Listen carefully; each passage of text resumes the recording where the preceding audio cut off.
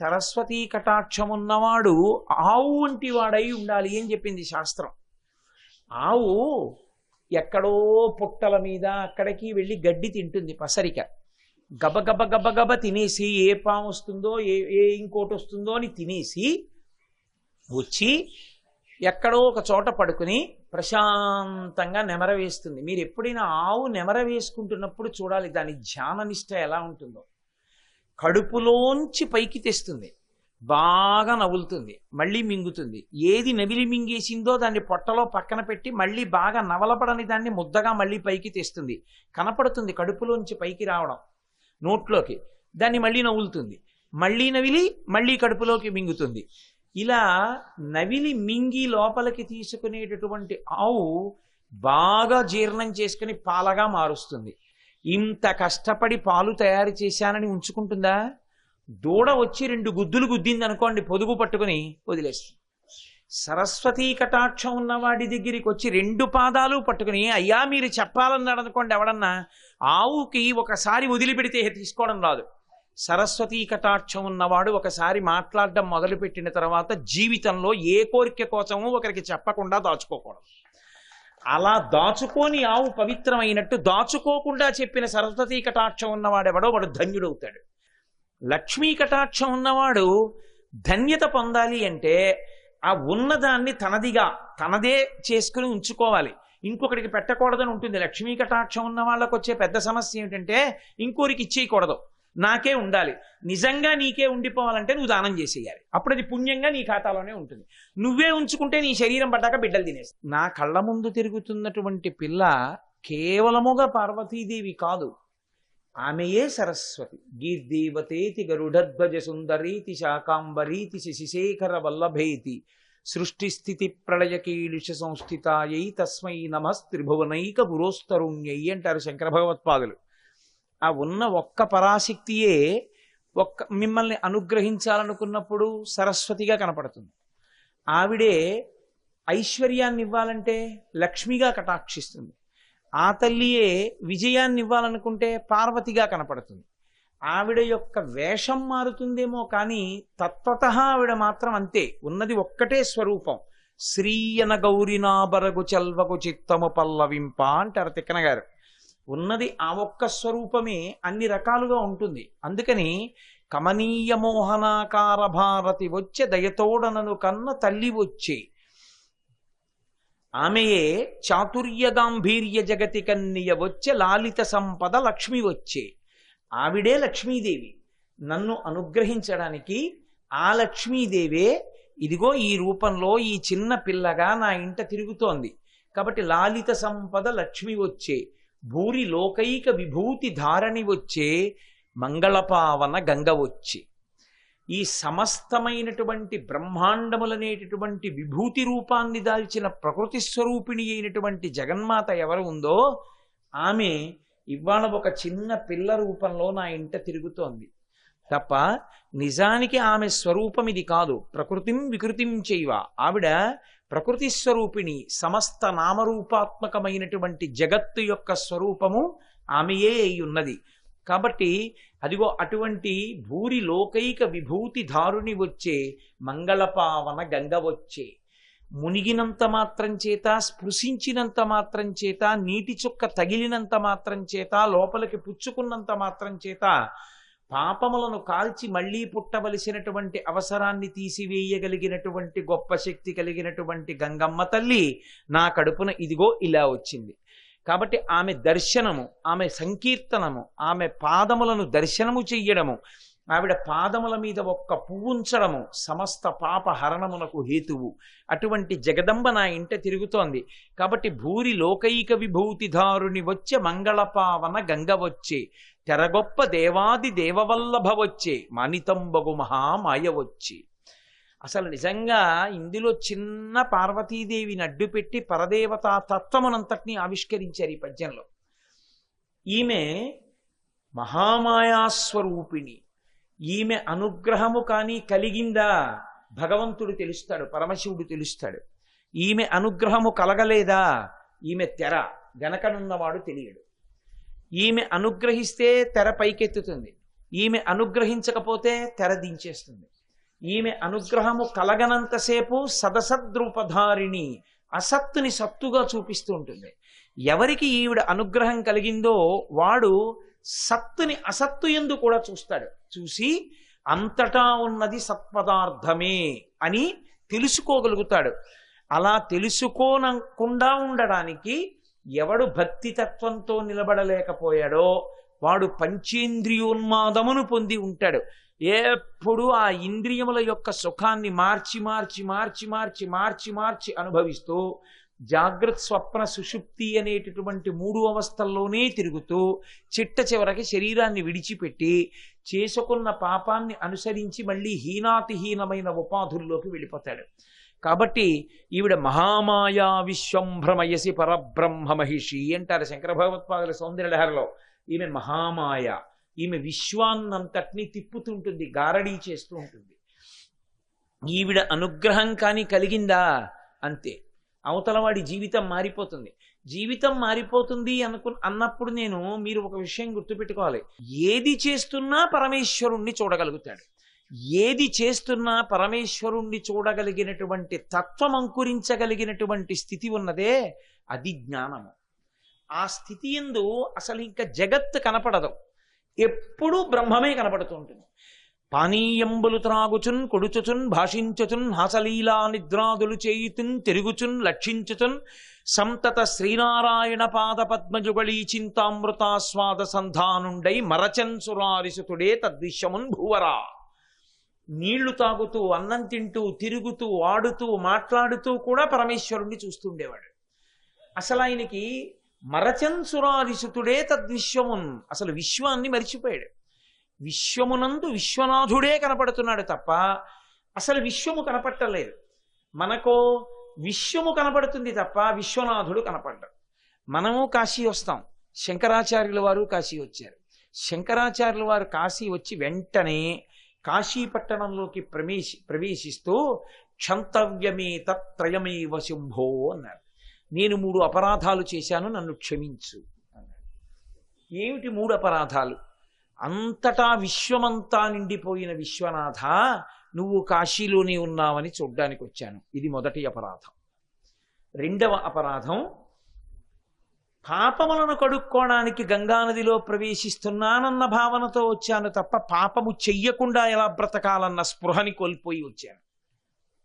నిజంగా శంకరులాది మన కొరకు చెప్తున్నారు, ఎలా మనం కాశీగా మారాలో చెప్పారు ఆయన. 3, అసలు నేను ధ్యానం చేయడం ఏమిటి? కాశీ వెళ్ళాలి విశ్వనాథుణ్ణి చూడాలని.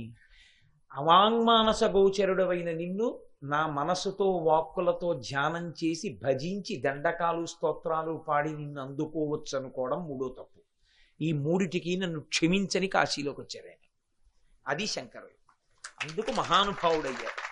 అదిగో ఆ జ్ఞానం అంకురించేటటువంటి స్థితి యందు అంతటా ఈశ్వరుడే కనపడతాడు.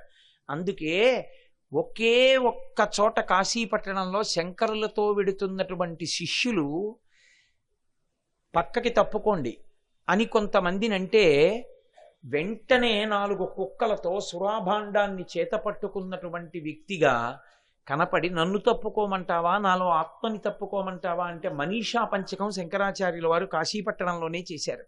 అంటే విశ్వమంతటా విశ్వనాథ దర్శనం అవడం ఏదో అది జ్ఞానము. అది కలగనంతసేపు మాయ కమ్మి ఉంటుంది. అందుకే వివేకానందుడు రామకృష్ణ పరమహంస దగ్గరికి వెళ్ళి అడిగాడు, ఎంత చెప్పినా భగవంతుడు ఉన్నాడని ఒప్పుకోడు, మూర్ఖుడు వాడు, వాడి యందు నారాయణుడు ఉన్నాడా? అంతర్బహిష్య తత్సర్వం వ్యాప్య నారాయణ స్థిత, నారాయణుడు తప్ప ఏమీ లేవని మీరంటారు. అంత మూర్ఖుడు అతను నారాయణుడే అంటే రామకృష్ణ పరమహంస అన్నారు, నారాయణుడు కాడనకో మూర్ఖ నారాయణుడను. అది జ్ఞానికి ఉండేటటువంటి లక్షణం.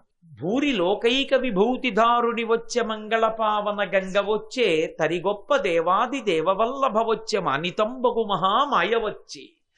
ఆ మాయాస్వరూపిణి అయినటువంటి అమ్మవారుందే, ఆవిడ తిప్పుతున్నంతసేపు ఎప్పుడు ఇంద్రియ సుఖాలను భవించాలన్న కోరికలే. ఆవిడ అనుగ్రహం కానీ ఒక్కసారి కలిగిందా పరమేశ్వరోపాసనలో జీవితం తరించిపోతుంది. దానికోసం ఎక్కడికో వెళ్ళిపోయి ఉన్నవన్నీ వదిలేసి ఎక్కడో ముక్కు పట్టు కూర్చుంటారని మీరు అనుకోకూడదు. శంకరాచార్యులు వారు సౌందర్యలహరి చేస్తూ ఒక మాట చెప్తారు. జపో జల్పశిల్పం సకలమపి ముద్రా విరచన గతి ప్రాదిక్షిణ్యాక్రమణవచనా జహుతి విధి ప్రణామ సందేశ సుఖమఖిలమాత్మార్పణ దృశా సపర్యాపర్యాయస్తవ భవతు ఇన్మే విలసితం అంటారు. జపో జల్ప, మాట్లాడేటప్పుడు ఈ మాట ఎక్కడి నుంచి వస్తోంది నాకు? ఇగో ఈ మూలాధార చక్రం దగ్గర బయలుదేరినటువంటి వాయువు పైకొచ్చి నాలో ఉన్నటువంటి భావము వాక్కుగా మారడం కోసం నా నోటిలో ప్రవేశించినటువంటి గాలి పైకి బ్రహ్మరంధ్రం దగ్గరికి వెడితే ఇక పైకి వెళ్ళకూడదని వెనక్కి తోయబడితే నోట్లోకి వచ్చినటువంటి గాలిని నాలుక లేచి అటు ఇటు తిరుగుతూ నొక్కినప్పుడు సొట్టలుబడినటువంటి గాలి అక్షరములై, అక్షరములు పదములై, పదములు వాక్యములై నాలో ఉన్న భావాన్ని పైకొచ్చి వాయువు యొక్క తన్మాత్రగా శబ్దముగా మారి మీ చెవులలోకి ప్రవేశిస్తే నాలో ఉన్న భావము మీలో ఉన్న భావముగా మారి సభాభ్య సభాపతిభ్యశ్చవో నమో నమో అవుతుంది. కాబట్టి ఆ మాట మాట్లాడే ముందు కదులుతున్న భావము పరదేవత, కదులుతున్న వాయువు పరదేవత, శబ్దము పరదేవత. శబ్ద బ్రహ్మమయీ చరాచరమయీ జ్యోతిర్మయీ వాంగ్మయీ అని పేరు ఆవిడికి. అటువంటి శబ్దం ఆవిడ అని తెలుసున్న తర్వాత మీరు ఏ శబ్దములు పడితే ఆ శబ్దములు ఎలా చేస్తారు? ఏవి పడితే అవి మీరు మాట్లాడలేరు. ఎందుచేత అంటే నేను మాట్లాడాను అంటే పరదేవతానుగ్రహం. మాట్లాడగలిగిన ప్రాణిగా నేను పుట్టాను. మిగిలినవి 84 లక్షల జీవరాశుల్లో దేనికి మాట్లాడే అధికారం లేదు, నాకొక్కడికే ఉంది, మనుష్య ప్రాణికే ఉంది. పరదేవత నాకింత గొప్ప అనుగ్రహం ఇస్తే నేను ఇలా వేలు చూపించి ఎలా మాట్లాడగలను? అస్తమానం అలా మాట్లాడకూడదు కదా. కాబట్టి నేను మాట్లాడకూడదు కదా. నేను మాట్లాడితే అది ప్రయోజనాత్మకము కావాలి కదా అని మీరు మాట్లాడేటప్పుడు పరిశీలించడం పరదేవతానుగ్రహాన్ని పొందడం. ఇప్పుడు ఎక్కడ చెయ్యాలి ఉపాసన? పూజామందిరంలో కూర్చుని చేసే ఉపాసన ఎల్కేజీ, ఎక్కడికి వెళ్ళైనా ఉపాసన చెయ్యగలగడం పీజీ.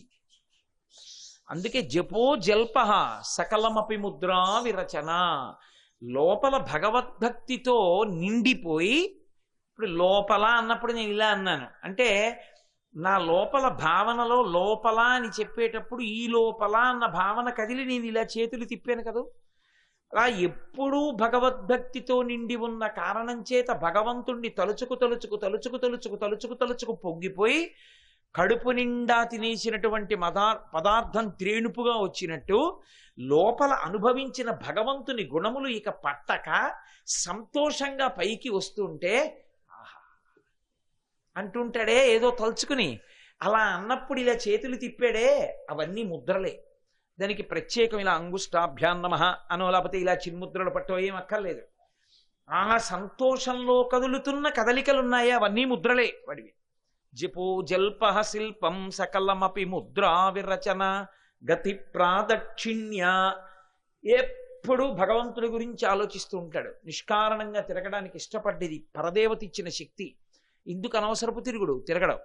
ఇప్పుడు ఆయన తిరిగాడంటే ఏదో ప్రయోజనానికి వెడుతూ ఉంటాడు. వెళ్ళేటప్పుడు అబ్బబ్బబ్బా తల్లి జగదంబ నాకు ఈ శక్తినిచ్చింది, నడవలేని వాళ్ళు ఎంతమంది ఉన్నారో నేను నడవగలుగుతున్నానంటాడు. ఆ నడవగలిగిన శక్తిలో అమ్మవారిని చూడగలిగిన వాడు ఉన్నాడే, వాడు నడకలో అమ్మవారిని ఉపాసిస్తుంటే వాడు నడిచిన నడకలు ప్రదక్షిణాలు అవుతాయి. అది ఈశ్వరుణ్ణి చూడడం అంటే, అది భక్తి అంటే. ఆ భక్తితో ఉన్నవాడిని లౌకికంలోకి రమ్మన్నారనుకోండి, వాడు రాలేడు, వాడికి ఇష్టపడదు. మందార మకరంద మాధుర్యమునదేలు మధుపంబుబోవునే మదనములకు నిర్మల మందాకినీ వీచికల తూగురాయంచతనునే తరంగిణులకు లలత రసాల పల్లవ ఖాదియై చొక్కు కోయిల జనునే కుటజములకు పూర్ణిందు చంద్రికా స్ఫురిత చకోరక మరుగునే సాంద్ర నిహారములకు అంబుజోదర దివ్య పాదారవింద చింతనామృత పాన విశేష మత్త చిత్తము ఏ రీతి ఇతర విషయంబు చేరనేర్చు వినుత గుణశీల మాటలు వెయ్యునేలా అంటాడు. ఇది ఇవ్వగలిగిన శక్తి పరదేవత అమ్మవారిస్తుంది. కాబట్టి ఆ తల్లి ఉందే ఆవిడ తరి గొప్ప దేవాది దేవవల్లభ వచ్చే అనితంబగు మహామాయ వచ్చే తల్లి వచ్చెను నన్నేల తల్లి వచ్చే. ఆవిడ జగదంబ అఖిలాండేశ్వరి, సమస్త లోకములను కన్న తల్లి. అటువంటి తల్లి నాకు కూతురుగా వచ్చింది, నన్ను తల్లిని అంటోంది. నువ్వు అమ్మవని నన్ను అమ్మ అంటోంది. నేను కూతురు, ఆమె నా కూతురని ఉసే ఇలారా అని నేను అంటున్నాను. అందరూ ఆవిడ అమ్మ అంటారు, నిజానికి ఆవిడ నాకు అమ్మే. కానీ నా అదృష్టం ఏమిటో తెలుసా, ఆమె నన్ను అమ్మ అంటోంది, నేను ఆమెని కూతురు అంటున్నాను. అమ్మ నువ్వు నాకు పెట్టంటోంది, నేను కూతురికి పెట్టానంటున్నాను. నిజానికి నేను తింటున్నది కూడా ఆవిడ పెట్టింది. ఎందుకని ఆవిడే అన్నపూర్ణ, ఆవిడే పెడుతోంది, కానీ నా దగ్గర పెట్టించుకున్న దానిలా కనబడుతోంది. ఎంత విచిత్రం. కాబట్టి తల్లి వచ్చను నన్నేల తల్లి వచ్చే, బాలవచ్చను ప్రౌఢైక బాలవచ్చే. నా ఇంట చిన్న పిల్లల అందమైనటువంటి ఒక చిన్న కూతురులా తిరుగుతోంది. బాలవచ్చను ప్రౌఢైక బాలవచ్చే, తరుణి వచ్చను నన్నేల తరుణి వచ్చే అనుచు మేనక దిగిచి ఆ తల్లిని కౌగిలించే. ఎంతో సంతోషంతో చిన్ని పార్వతీదేవిని గట్టిగా కౌగిలించేసుకునేది తలుచుకుని. ఆ పిల్ల అమ్మ ఉండమ్మా నేను ఆడుకోవాలమ్మా అని చేతులు విదిలించుకుని ఆ చిన్ని గాజులు చేతులు గల్ గల్ అంటూ మంజీరములు పెట్టుకు తిరుగుతుంటే ఆ హిమవంతుడు ఆ మేనకాదేవి ఎంత పొంగిపోయారో, అంత సంతోషపడుతున్నారు. అంత సంతోషపడుతూ కాలం నడుస్తున్నటువంటి రోజుల్లో నారద మహర్షి వచ్చారు. వచ్చి ఆ పిల్ల ఒకసారి సాముద్రికం చూశారు చెయ్యి పట్టుకుని. ఆయన పద్మావతి కళ్యాణంలో పద్మావతికి చూశారు, పార్వతీ కళ్యాణంలో పార్వతీదేవికి చూశారు. ఆ ఎడంచేయి చూసి, ఆడపిల్లకి ఎడంచేయి కదా, ఆ ఎడంచేయి చూసి అమ్మా మహానుభావుడమ్మా, సమస్త లోకములకు సృష్టికర్త, స్థితికర్త, ప్రళయకర్త, మూడుగా ఉండేటటువంటి చెక్కు చెదరని షడూర్ములకు అతీతుడైనటువంటి సచ్చిదానంద పరబ్రహ్మమైనటువంటి పరమశివుని యొక్క ఇల్లాలమ్మా అని ఇంట తిరుగుతున్నది. ఈ పిల్ల పెద్దదై పరమశివుణ్ణి వివాహం చేసుకుంటుంది. ఎప్పుడెప్పుడు ఈ పార్వతీ కళ్యాణం జరుగుతుందా అని లోకాలు ఎదురు చూస్తున్నాయి తారకాసుర సంహారం కోసం. కాబట్టి ఈ పిల్ల పరమేశ్వరుడికి భార్య అవుతుందమ్మా అని చెప్పారు. చాలా సంతోషించారు తల్లిదండ్రులు. ఈ పిల్ల పెరిగి పెద్దదవుతోంది. ఈలోగా శంకరుడు హిమాలయ పర్వత ప్రాంతముల యందు తపస్సు చేసుకోవడం కోసం వచ్చాడు. ఆయన ఎప్పుడూ తపస్సు ఎందు ఉంటాడు, తనలో తాను రమించిపోతుంటాడు. ధవళవపుషమిందూర్మండలే సన్నివిష్టం భుజగవలయహారం భస్మ దిగ్ధాంగమీశం మృగయ పరశుపాణిం చారుచంద్రార్ధమౌళిం హృదయ కమల మధ్యే సంతతం చింతయామి. ఆయన ఆ పైనుంచి చంద్రవంక మించి పడుతున్నటువంటి ఆ అమృతధారల్ని కింది రెండు చేతులతో పట్టుకుని పైకెత్తి పోసుకుంటూ ఉంటాడు. ఇలా పోసుకునేటప్పుడు మళ్ళీ కింద పడుతున్న ధారుల్ని మళ్ళీ కింది రెండు చేతులతో పట్టుకుంటూ ఉంటాడు. అలా 4 చేతులు కదుపుతూ అమృతధారలు పోసుకుంటూ ఉంటాడు. అదో చిత్రమైన స్వరూపం. అలాగే ఇలా చేతులు పెట్టుకుని తనలో తాను రమిస్తూ తానొక్కడుగా అంతటా నిండి నిబిడీకృతమైనటువంటి శివుడిగా ధ్యాన నిష్ట యందు ఉంటుంటాడు. ఉన్నది తానొక్కడే తన సహజ స్వరూపమునందు నిలబడ్డం కోసం పరమేశ్వరుడు హిమాలయ పర్వత ప్రాంతమునకు వచ్చాడు. హిమాలయ పర్వతానికి ఉన్న గొప్పతనం ఏమిటంటే అది ఇతర రకములైనటువంటి ఐశ్వర్యమునకు, అంటే మణులు, ఇతర రకములైన వజ్రములు, రత్నములు, బంగారము, ధాతువులు అక్కడ ఎంత గొప్పగా దొరుకుతాయో అది తపస్సునకు అంత యోగ్యమైనటువంటి ప్రదేశం. అందుకే మనం హరిద్వార్ అని పిలుస్తాం. హరిద్వార్ అని పిలవడానికి కారణం ఏమిటంటే ఇంకా అక్కడి నుంచి అది దాటిన తరువాత అంతా కూడా దేవభూమి. అది ఇక దేవతల యొక్క ఆవాసము, దేవతలు తిరుగుతూ ఉంటారు అక్కడ. అందుకే ఇక అది దాటి అడుగు పెట్టడం అంటే దేవభూముల యందు అడుగు పెట్టినవాడు. వాడికి ఏదో సంచిత పుణ్యం లేకుండా దేవభూముల యందు అడుగు పెట్టేటటువంటి అధికారం ఇవ్వరు. లోకంలో మనం శరీరంతో చేసుకునేటటువంటి అత్యద్భుతమైన పుణ్యం ఏమిటంటే ప్రత్యేకించి కాళ్ళ వలన. మనకి తెలుసా తెలియదా దాని వైభవం విడిచిపెట్టండి, దేవభూములను తపోభూములను తొక్కడం. తెలిసో తెలియకో గొప్ప తపోభూమి ఉంటుంది. పరమాచార్య స్వామి వారు గొప్ప తపస్సు చేశారు శివాస్థానంలో. ఆయన తపస్సు చేసినటువంటి ప్రదేశంలో ఎవరో అడుగు పెట్టారనుకోండి, అడుగు పెట్టి తిరిగాడు అనుకోండి, అది కొన్ని వందలేమి వేల సంవత్సరములే ఉంటుంది. ఆయన తపస్సు అంటే ఏం మామూలు తపస్సు కాదు. మా శంకర్ గారు వాళ్ళ అన్నయ్య గారు చెప్తుంటారు, అక్కడ కూర్చుని సాయంకాలం 6 గంటలకి కామాక్షి అమ్మవారు బయటికి వస్తుంది, బయటికి వచ్చి లోపలికి వెళ్ళిపోతుంది. అమ్మవారు బయటికి వస్తుంటే ఎవరో 3ంటికో 4ంటికో అడిగారు ఆయన్ని, కామాక్షి అమ్మ గుడికి వెడదాం ఇవ్వాలని. ఆయన వాహనం ఎక్కేవారు కాదు, నడిచే వెళ్ళాలి, లేకపోతే శిష్యులు పల్లకీలో తీసుకెళ్ళాలి. ఇప్పుడు మనం వెళ్ళేటప్పటికి కామాక్షి ఎక్కడ ఉంటుందిరా లోపలికి వెళ్ళిపోతుందన్నారు. అలా కాదు, ఇవాళ మనం వెళ్ళాల్సిందే. అంతే. ఆయన వెంటనే ఓ కొబ్బరి బొండాన్ని తీసుకొచ్చి అక్కడ పెట్టి అంతే మంత్రములు చేశారు. చేసి ఆ కొబ్బరి బొండం చేతితో పట్టుకుని ఎప్పుడో చీకటి పడిపోయిన తర్వాత వెళ్ళారు కామాక్షి అమ్మవారి గుడికి. ఆ ఏనుగు అమ్మవారి ముందు లోపలికి వెళ్ళిపోవలసిన ఏనుగు ససేమిరా కదలలేదు, అలాగే నిలబడింది. మళ్ళీ పరమాచార్య స్వామి వారు వచ్చి కొబ్బరి బొండంతో ముందు నుంచి లోపలికి వెడితేనే వెళ్ళిందంతే ఏనుగు. ఆయనకి పలికింది పరదేవత, పలకడం ఏమిటి? అసలు ఆయనే కామాక్షి స్వరూపులైపోయారు. చిట్ట చివర ఒకానొక స్థితిలో పరమాచార్య స్వామి వారి ఒంటి మించి కిందకి రాలిన విభూతి నోట్లో వేస్తే కోమాలో ఉన్న వాళ్ళు పైకొచ్చారు ఆయన సంకల్పానికి. ఆయనే శివుడు అయిపోయారు, ఆయనే కామాక్షి అయిపోయారు. ఆయన మాట ఏదుందో అదే పరదేవత వాక్ అయిపోయింది. ఆయనతో బాగా కొద్దిగా పరిచయం ఉన్నవాళ్ళు, ఆయనతో అనుబంధం ఉన్నవాళ్ళు చెప్తారు, అలా వెడుతూ పల్లకీలో కూర్చుని అంతర్ముఖులైపోయి ధ్యానంలోకి వెళ్ళిపోయి తురియావస్థలోకి వెళ్ళిపోయేవారు. ఆఖరాఖరణ మాట్లాడుతూ తురియంలోకి వెళ్ళిపోయేవారు. అటువంటి స్థితిని పొందేశారు ఆయన. అంత గొప్ప స్థితిని పొందగలిగినటువంటి మహానుభావులు తపస్సు చేసిన ప్రదేశాలున్నాయే, భగవాన్ రమణులు తపస్సు చేసినటువంటి ప్రదేశం, ఒక రామకృష్ణ పరమహంస తిరుగాడిన ప్రదేశం, ఒక చంద్రశేఖరేంద్ర సరస్వతీ మహాస్వామి వారు తిరిగిన ప్రదేశం, శృంగగిరి అసలు నేను చెప్పక్కర్లేదు. శృంగగిరి తనంత తాను గొప్ప తపోభూమి. అది తపస్సులకు ఆలవాలము, అది తపస్సుకి దానంత యోగ్యమైన భూమి అసలు ఇంకెక్కడ ఉండదు, అంత గొప్ప భూమి. అందుకే ఋష్యశృంగుడు ఆనాడు చేసినటువంటి తపస్సుకి ఇప్పటికీ దాని యొక్క ప్రభావం ఉంది. అందుకే శృంగగిరి పీఠాధిపతులు ఒక్కొక్కరు ఒక్కొక్క మహాతపస్వి అయి ప్రపంచపటంలో సనాతన ధర్మం యొక్క వైభవాన్నంతటినీ కూడా కీర్తి పతాక ఎగరవేయగలిగారు. ఆ స్థితిని పొందగలిగారంటే అది ఆ భూమి యొక్క శక్తి. అటువంటి తపోభూముల యందు అడుగు పెట్టారనుకోండి, పరమేశ్వరుడు వెంటనే వేసుకుంటాడు, వీడు తపోభూమిని తొక్కాడు అని రాసుకుంటాడు. దేవభూముల యందు అడుగు పెట్టారనుకోండి, వీడు దేవభూమిని తొక్కాడు అని రాస్తారు. భాగవతం దశమస్కందంలో యశోద అంటుంది, చిన్ని కృష్ణుడు ఆపదకి లోనై బతికాడన్న భావన చేత ఆవిడంటుంది, గత జన్మంబులనేమి చేసితిమో, యాగశ్రేణులేమేమి చేసితిమో, ఎవ్వరికి ఏమి పెట్టితిమో, ఏ సిద్ధాశ్రమమునం తొక్కితిమో అంటుంది. ఏ సిద్ధపురుషుడు తపస్సు చేసిన ప్రదేశాన్ని కాలుతో తొక్కానో ఇప్పుడు చూడగంటిమిచటం కృష్ణార్భకు నిర్భయం. కాబట్టి దేవభూములు దేవభూములే. హరిద్వార్ దగ్గర నుంచి ఇంకా పైకి వెళ్లే కొద్దీ అన్ని దేవభూములు, అవన్నీ దేవతల యొక్క సంచారంతో ఉంటాయి. అందుకే కొన్ని పర్వతాల మీదకి అసలు వెళ్ళడం కష్టం. అందుకే మీకు ఇప్పటికీ దేవభూముల యందు అంత తేలికగా దేవాలయాలకి వెళ్ళిపోవడం అన్నది సాధ్యమయ్యే విషయం కాదు. ప్రకృతి స్వరూపంగా పరదేవత అనుగ్రహిస్తేనే మీరు వెళ్ళగలరు. అందుకే బదరీ కేదారు వెళ్ళేవాళ్ళు చూడండి, అసలు సంకల్పం చేసేవాళ్ళు ఉండరు. అధమా చేసినా అక్కడ దాకా వెళ్ళి బాబోయ్ వెళ్ళగలమా అని వెనక్కి వస్తారు. ఒకవేళ వెళ్దామని బయలుదేరినా మధ్యలో పర్వత చర్యలు విరిగి పడిపోయి రోడ్లు మూసుకుపోకుండా ఉండాలి.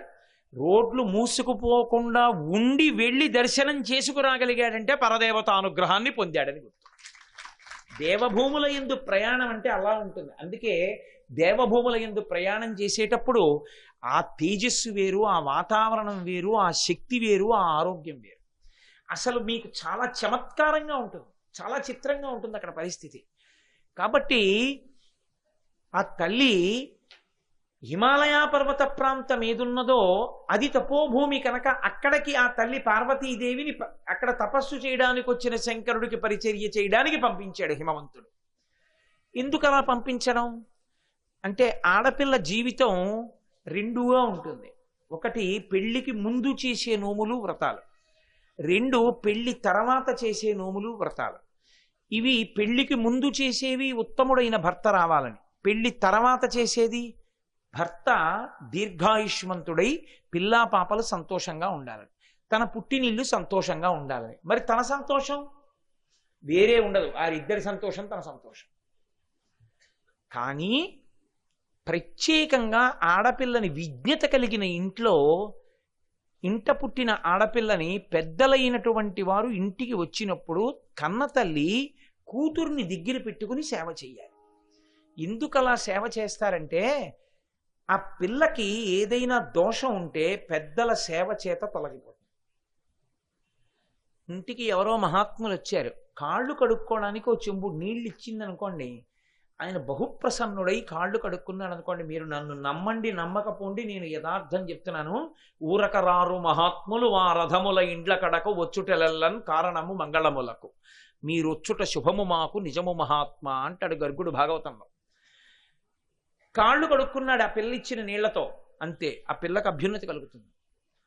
ఏదో ఆయన వచ్చాడు, అయ్యా తింటారా అని 2 అరటిపళ్ళు పళ్ళెంలో పట్టుకొచ్చి పెట్టింది. తల్లి అరటిపళ్ళు ఒలిచి పళ్ళెంలో పెట్టి కూతురికి ఇచ్చి, అమ్మాయి వారికి నమస్కారం చెయ్యి అంటుంది.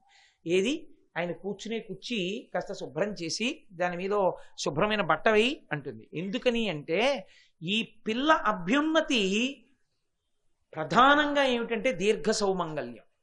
ఇది పెద్దల యొక్క అనుగ్రహం చేత కలుగుతుంది. కలిగిందనుకోండి, ఉత్తరోత్తర కాలమునందు ఆమె దీర్ఘ సౌమాంగల్యంతో ఉండి సంతానవతి అయి సంతోషంగా జీవితాన్ని గడుపుతుంది. 2, ఆమె అత్తవారింటికి వెళ్ళిన తర్వాత కూడా ఇంటికి వచ్చినటువంటి పెద్దల్ని సేవించేటటువంటి లక్షణం ఏమిటో తెలుస్తుంది. అందుకే అయోధ్యకాండ చిట్ట చివరిలో సీతమ్మ తల్లి అనసూయమ్మతో చెప్తుంది, పాణిప్రదాన కాళీచ, నేను నన్ను పాణిగ్రహణం చేయించేటప్పుడు కూడా అనుశిష్టాజనన్యాస్మి, మా అమ్మ నాకు అత్తవారింట్లో ఎలా ప్రవర్తించాలో చెప్తూనే ఉంది, నాకు అన్ని విద్యాబుద్ధులు ఎలా ప్రవర్తించాలో మా అమ్మ నేర్పిందంట. శ్రీ ఉమామహేశ్వర పరబ్రహ్మార్పణమస్తు. స్వస్తి.